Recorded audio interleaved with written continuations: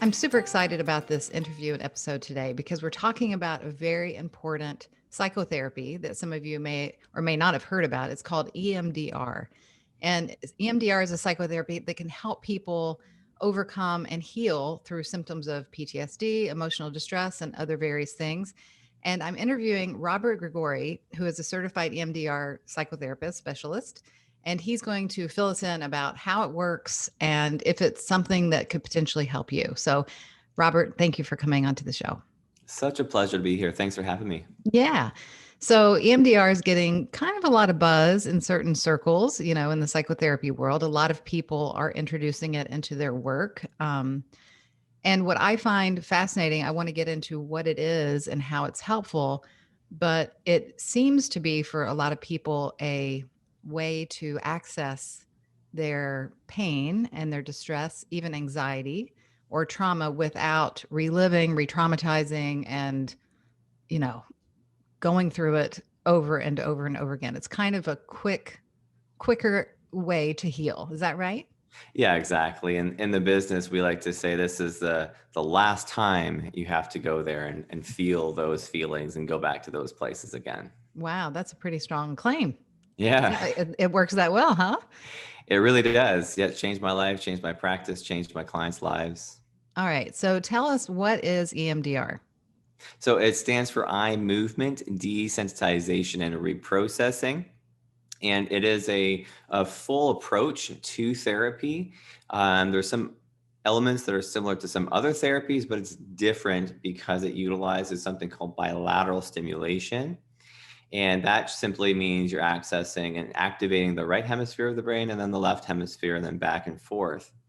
And what EMDR is, it's an accelerated form of neurological processing that literally is rewiring your brain so that it operates in its most highest form and its optimized place.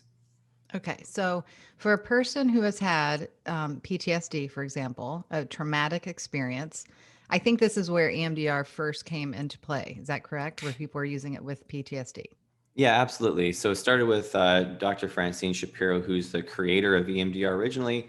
She created it for Vietnam veterans that came back from the war and realized that she could eliminate and decrease the high intensity of the distress from PTSD. But then it became pretty evident that almost anything could be treated with EMDR, anything from irregular anxiety attacks and sort of that intense procrastination even or perfectionism or really anything to do with distress can be eliminated with EMDR. So it was a pretty incredible discovery. That really is. Well, what I find a lot when working with clients and individuals and in groups, I recognize that a lot of people don't understand or believe that they have trauma or that they have experienced severe emotional distress or wounding. And in fact, in my first book, I talked about it as a term called PTED, post traumatic emotional disorder, which I believe we all have a form of that. And so, just from growing up. Yeah, I So, agree. yeah. So let's talk about people that may have not had a traumatic experience, such as gone to war or had a rape or been molested or something like that, but who has everyday anxiety, especially now having survived this pandemic. Yeah. There's a growing heaviness and grief and distress that people are going through. And we often don't recognize what it's doing to us. So, what kind of effect is that having on our brain, our mental health, and our emotional health? Yeah, it's a great question. Something that I get a lot. And often when I'm having a consultation with people, they'll say, Robert, I've never been through, a car crash or a rape or a terrorist bombing. I don't have trauma. I say, I'm like you, Leah. I believe that we all have trauma to some degree, but it's not called trauma for most people. In the EMDR world, we call it little t trauma because we think everything's trauma. But these little experiences could be anything from, like myself, I was bullied as a child growing up, constantly called names like short, fat with glasses. And if that happened to me one time, probably not a big deal. I would just brush it off and say, okay, so that person had a bad day, I move on. But when it happens every single day on a yearly 10 years in a row, as we go through school, you start to believe these things as your reality. Okay, maybe I am short fat with glasses, and that becomes part of my identity. And it could be anything. It doesn't have to be just bullying, but it could be growing up with a parent that has a serious disorder like bipolar or borderline or something where home life is stressful. I work with a lot of people who've had narcissistic parents who are just really self-absorbed and cause this intense inner chaos for my clients. And even though they were never physically attacked or called terrible names or something, they just feel awful. And I say that is a trauma, because anytime the brain is feeling overwhelmed, feels possibly in danger, feeling helpless, powerless, these are all conditions that make the brain susceptible to trauma. Yes. I so agree. And, well, before we get into the specifics about EMDR, I know that this is your specialty and I'm thrilled to talk about it. And I also just want to remind people that it's not the end all be all catch all for everything. There's a lot of different routes to healing, but so many people have spent years in different types of therapy or avoiding therapy because they don't want to go through 2 years of telling their story over and over and over again, or they can't find a good therapist that's a match. So this is something to explore if you've either done that and haven't had the results that you seek, or if you're afraid to do that and you just kind of want, a real direct approach to it, correct? Yeah, early on in my career as an EMDR therapist, I used to think that EMDR was the be all and end all. Everybody should do EMDR. And as I've grown as a clinician, I recognize that actually, in my opinion, now everything works together as a beautifully integrated whole system. So I do get clients that have been spending 20 years in talk therapy and different approaches, and they just think, oh, I don't know how to go on like this. I can't keep doing this for 20 years more. And then they have a few days work with me and then they think, oh my God, like had I just come to you earlier, Right. and say, well, yeah, that would have been different. But when you're spending that time in any approach, you're gaining valuable information that's allowing you to move quicker through the EMDR process, if you will. Also, so if you start with EMDR and I like to think of it clearing the foundation. So the real roots of where all the awful pain is coming from psychically, in your mind and in your body. And then after you're finished with EMDR, then the other approaches become so much more powerful and effective because Mm, you're not dealing with the swamp before. You get to kind of rise out of that swamp and then actually live your life and take the advice from your next healer, your next guru, your next pathway, your next teacher, to just all new levels. So everything really works together well, and it's important to find the right person that you feel in your heart is the right next person for you. right. So, in saying that, and we've kind of said it's a quicker approach, how quick is it? How many sessions does a person need in EMDR? Let's say if they have a particularly distressing, event or childhood, filled with narcissism or abuse or something like that. About how long does it take? Yeah, so put them in two different camps. So I love working with all my clients, but the easiest clients are actually the ones with the most obvious traumatic incidents. Like a car crash has a very big, a strong, clear beginning and end date, of that interaction. Versus if you grew up in a household where a parent was not was covertly narcissistic, so they made you feel guilty and that's how they manipulated you, and that you can't really pick that out for decades and like, oh, my mom was narcissistic. That person does take longer because it's not clear exactly where the trauma is, although to a therapist it is. So back in the day when I first started EMDR, I would be getting results for my clients that had been spending 2 years, 3 years in talk therapy. I'd be getting these results in 6 months, 3 months, even sometimes for my clients. And I think that was great. And I was considering myself a bit of an EMDR hotshot. And then I get a call from one of these high profile media celebrities. And she came in and she wanted to work with me.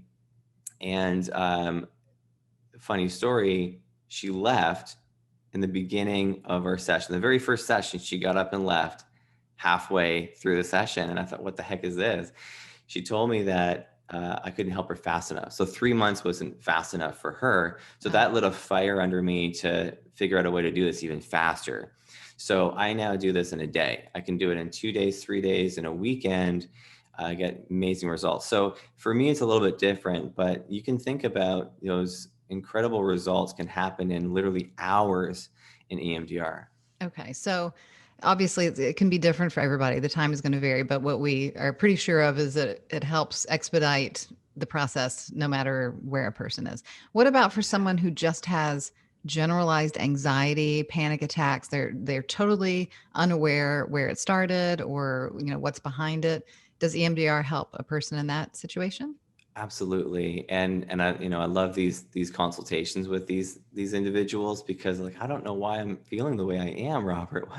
What's wrong with me is the fear. Like there's got to be something wrong, because I'm feeling awful. And we don't have to have clear um, trauma that we can point to. All we need to do is start with a negative belief or a body ache or something. And once we start to narrow our focus in and find out what is the negative belief that's behind this anxiety, because it always has a belief attached to it. That's the key. Mm-hmm. It's felt in the body, and there's a thought that goes along with it. And when you have that negative belief, let's say it's general anxiety, like I'm in danger, or I can't protect myself, or I'm worthless, or something like, especially in the pandemic, when you have all this hopelessness and powerlessness, there's a clear negative belief. I'm powerless. Right. In a lot of cases, it is true, because you are. What can Yeah. we do? It's And then I'm right. stuck, and then I'm And then trapped, and then this is never going to exactly. end. Exactly. So there's your negative belief. And then we work with what we can control. And then we allow for what we can't to just, I don't want to just say let it go, but you can feel a peace with it. Mm-hmm. So, for some people who have been to therapist offices, they may have seen the traditional EMDR light machine that it kind of looks like a row of stoplights almost, or something like Yeah. that, right? Yeah. Now, there's different techniques with EMDR where you're doing it online as well. But explain to us the general process of using the eye movement. And I know you said it, connects and opens the left and the right hemisphere of the brain and so forth. But how does that alleviate or clear some of these really difficult, distressing thoughts? Yeah, good question. And for those of you who have never, ever seen or heard of EMDR before, if you see it, you're going to think it's absolutely cuckoo, because, like you just said, you could follow a light bar back and forth with your eyes, or classically it began with hand movements, where the therapist is moving their hand back and forth, almost like hypnosis. And it can also be done with tapping on your hands or your knees, or listening to audio tones. It doesn't really matter. The point is that you're getting bilateral stimulation. I touched on that before. What that means is right hemisphere is being activated, then the left hemisphere is being activated. And the reason why that's important is because when you experience a quote unquote traumatic event or a negative experience, the brain, as you might know, absorbs millions of pieces of stimuli every given second. And under normal circumstances, information essentially just comes into the right side of the brain, and sight, sound, smells, bodily sensations, and then moves over to your left side of the brain, where it puts it in a filing system, puts a meaning attached to it, and some language, and you're good. But under those stressful circumstances, what's happening is the brain moves into fight, flight, freeze, shut down, those responses, which you've probably heard of before. And because your brain is primed, its sole focus is to keep you alive, it's going to put all of its focus into survival. And then that information that your brain is absorbing in sight, sound, smells, etc., all get stuck in the brain, because it's entering the brain, but it has nowhere to go. And so the brain just basically takes a snapshot of the traumatic incident and can't process all of the pieces. So it ends up becoming fragmented for the purpose of survival. So if you were attacked by a bear in the woods one time and you happen to survive it, the next time you were walking through the woods, if you could stomach walking through the woods ever again, is that you would your brain, your ears would be on high alert for twigs snapping in the bushes, or rustling of the leaves, or sounds, and you would be absolutely on hyper vigilant alert for that, because your brain wants to protect you. Same thing's happening if you grow up in a household with a parent who's absent, or a parent who's aggressive. You're on high alert for anything that makes your brain primed to think, oh, I have to protect myself again. And so under normal, if you just talk about it, what happens is you start to stimulate that information, but then it doesn't go anywhere. It's not being processed. It's almost like the left brain and the right brain are speaking two very different languages, which is why you might think, I know that I'm good enough, Robert. I know that I can do this. Right. But the right brain says, yeah, but it doesn't feel true. It doesn't feel like you're capable. Yeah. So It's so EMDR, interesting. exactly. So the bilateral stimulation just helps the information transfer over the corpus callosum in the middle of the brain over to the left side, so that your whole brain can begin to process the experiences. Yeah, it's really fascinating. In my work as an energy healer and physical body worker and so forth over the years, I've often experienced a very similar, it feels different to me because I'm sensing it differently, but that information and that belief and trauma, you know, it just goes in and becomes this boulder almost, or like this its own uh, belief, container or what have you. And some people are so terrified to release that, or to even talk about it, or to, be without it, because it becomes part of them. And so in this work with EMDR, is that, I guess, a gentle way to, or do people have to willingly participate and be ready to release that belief or thought? Or, is there trouble if there's stubbornness, or this idea of, I can't not have this as part of who I am? Yeah, it's a really it's a deep question, because you're right. Sometimes people's identity becomes part of their past, right? Like maybe, like I mentioned, I was bullied and my nickname was Short Fat with Glasses. Some people may hang on to that. I'm still short, fat with glasses. That's who I Yeah. am. Right. And, EMDR will allow you to actually become who you really are. And the fear is, it's all about control, I think. I know that evil. I know what that pain is. I can deal with it, Right. quote unquote, deal with it. I can manage to survive with that because I know it. And the idea of letting go of that can be very terrifying. And I actually let people know ahead of time. And just so you know, even though your life will change dramatically in accelerated format, you'll still be leaving things are going to change. It's a loss in some ways. So in a way, obviously I would never heal anybody that doesn't want to be healed. So there's got to be Right. the consent to go in the process, but we've got some really amazing ways of working with the person's resistance to change. And because that's fear. There's two ways to make decisions and to live your life. One is with fear and the other one's with love. Hmm. And so if we can lower the fear response to changing and heighten and grow the love response, it does tremendous things for the person. They can actually get the healing they need. Yeah. I think I know the answer to this next question, but I want you to explain it. Does EMDR, is it helpful for people with addictions, or food issues, or repetitive, what someone might not call self-sabotaging behavior, but it kind of plays out that way in one's life? Is it effective for those kinds of issues as well? Absolutely, and that's a lot of what I deal with. I help my clients through. Even myself, I've struggled with all kinds of addictions since my early childhood, from food to video games and pornography and TV, into uh, drugs and alcohol and sex. And it can really help with all of those things too, because what the person is doing, nobody becomes addicted to a substance or behavior just because it's, oh, today I'm going to wake up and be a heroin addict. Right. Doesn't work that We're way. feeding our pain. Yeah, well, exactly. So we actually become addicted. Yes, there's a chemical aspect to it, but we're also becoming addicted to the chemicals that come from the positive feeling rather than the pain we're avoiding. So that's really what most addiction is, if I could say that is. It is a person becomes addicted. They find a way to manage, move away from the pain because we're hedonistic creatures, right? We like to move towards pleasure and away from pain. And we don't want to feel the pain from our childhood. So we're into those self-sabotaging behaviors because the brain says, hey, this is the way to manage that. This is the way to heal. This is the way to gain Avoid that. Yeah. control and to avoid. Yeah, exactly. Right. Well, I'm interested in my new book. I talk about addiction some, and it's a little bit different than your philosophy, but I'm not going to go into it here. But it might be interesting for you to read. I But will. I'm glad to hear that EMDR is effective in that way, and I thought as much. So EMDR now, obviously through the pandemic, we can't see each other. I know you're seeing clients virtually, as are a lot of therapists these days.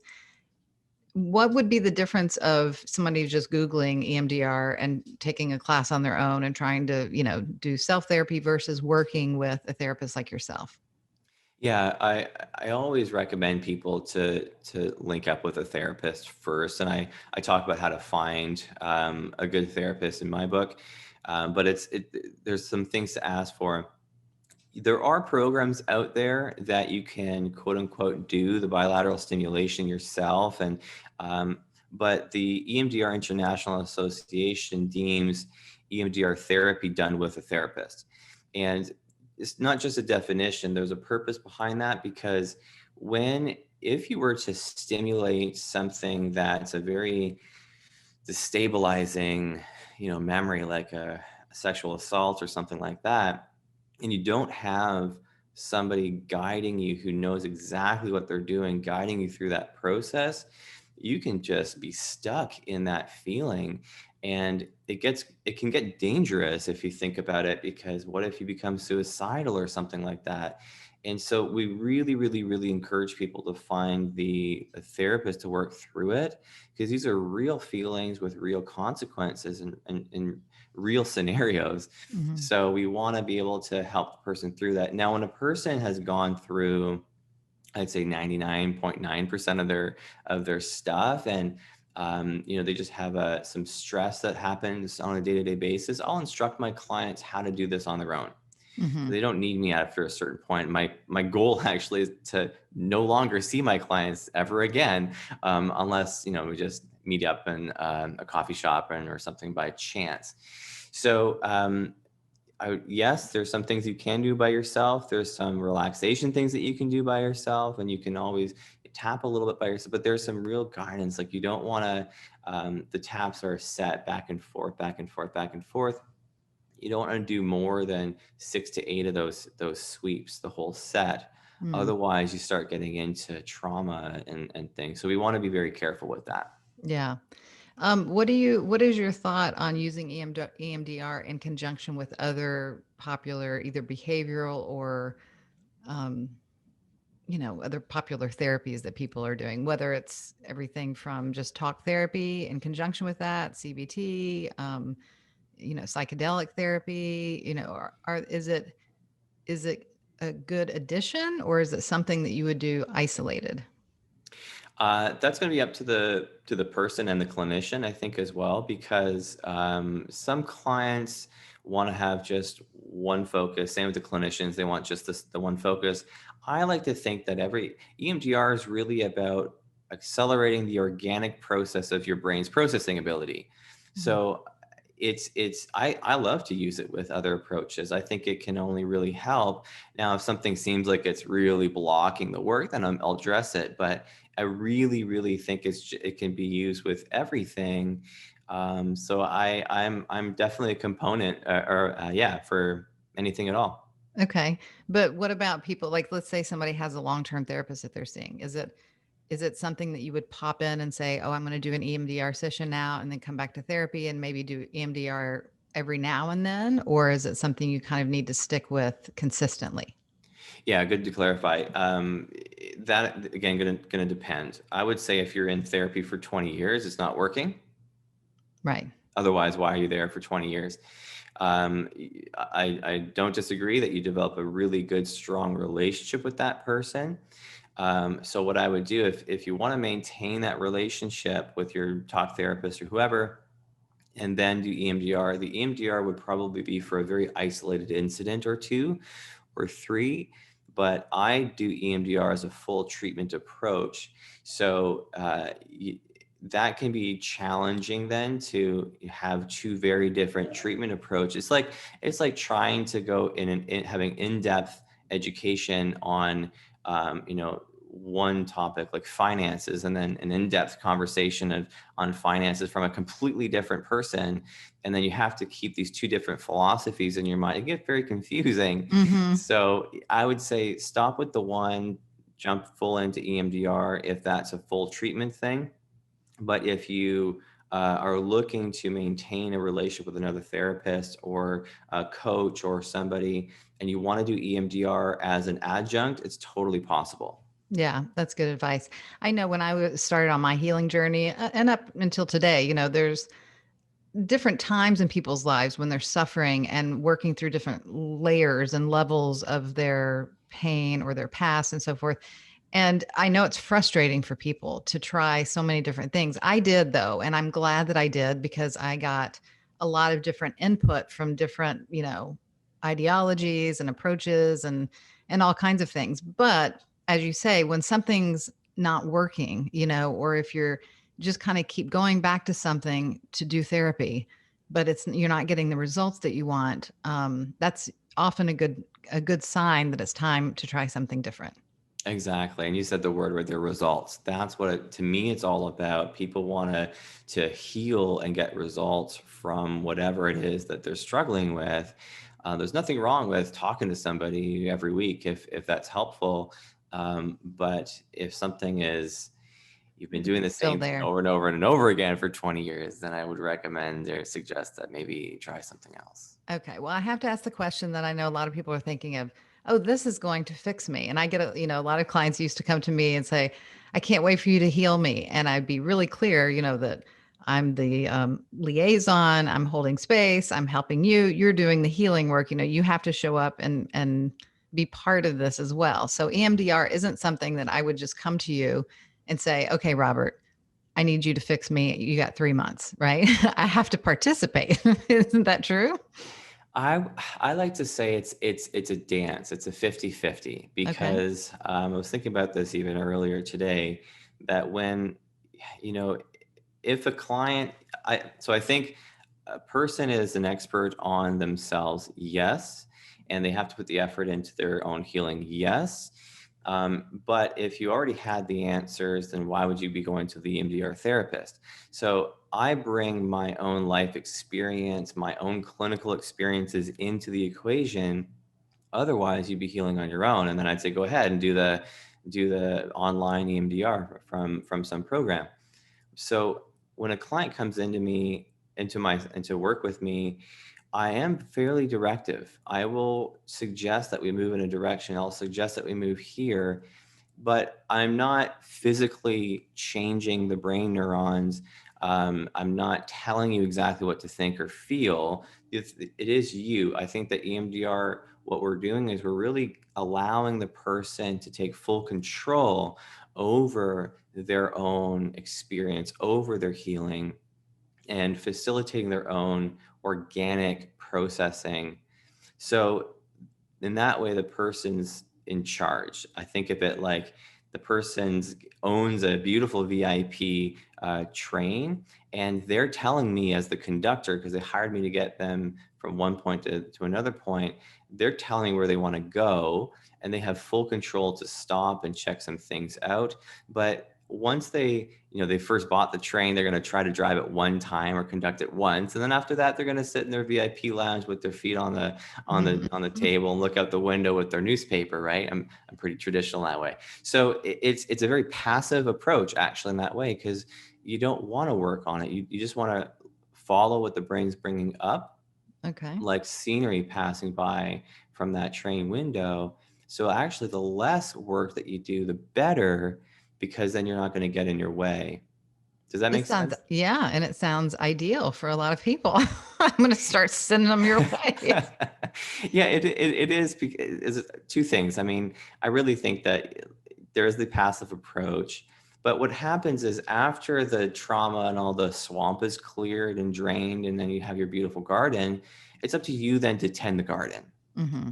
right? Right. And what happens so many times is, a client will leave me and they've elevated a few different steps in their path, but then they find some other thing that they would have never discovered because they were never in the mind space to start thinking about that or to explore some other approach like meditation or yoga or something like that, whatever it Hmm. might be, Right.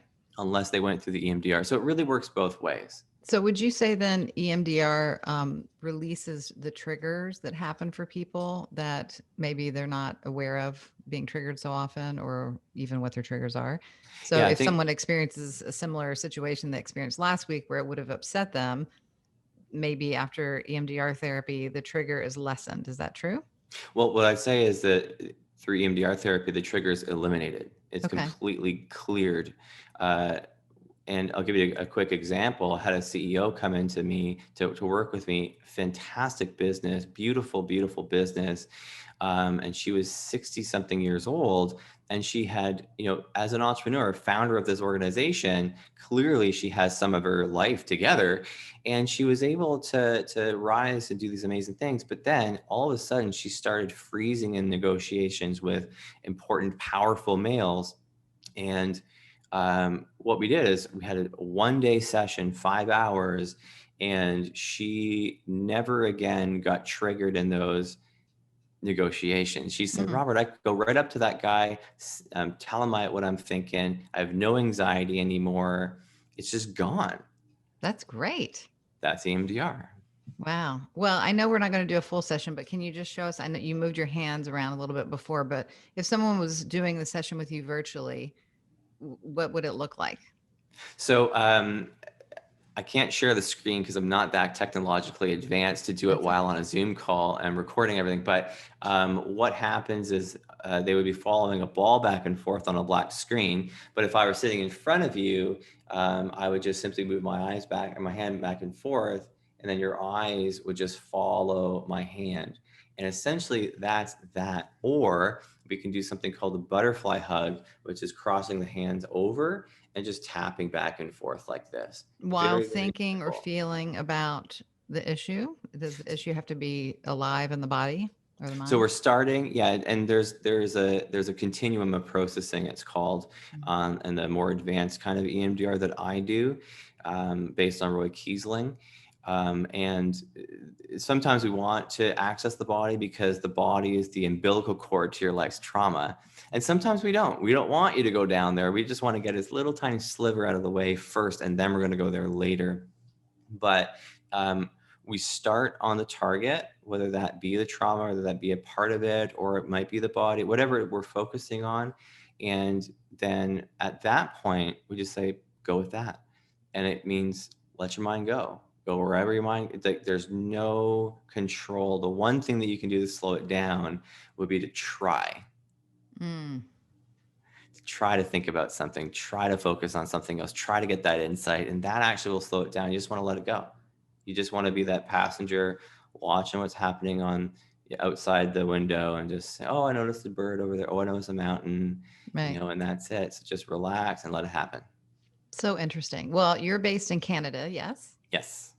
So if you're in Canada, you may go visit, or you can work with you online. He also has a book, You Need Therapy, that's right there behind him.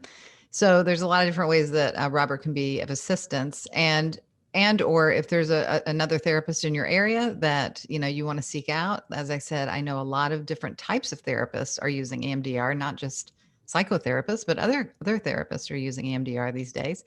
And it may just be something that is helpful for you. So check it out, do some more research.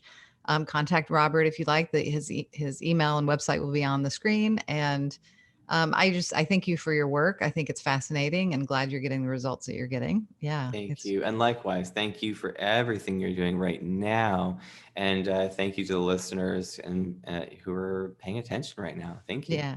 Yeah, and just to remember that, there is hope. There's different options, and even though we don't sometimes remember to pull those up, that's what these kinds of interviews and videos are for, to teach us and remind us that there's a different way. So if you feel stuck or feel like something's not working, that this is something that maybe you can check out. A lot of people are getting good results. Thank you for Yeah, being with us, Robert. my pleasure. Yeah, I'll see you real soon. See you soon.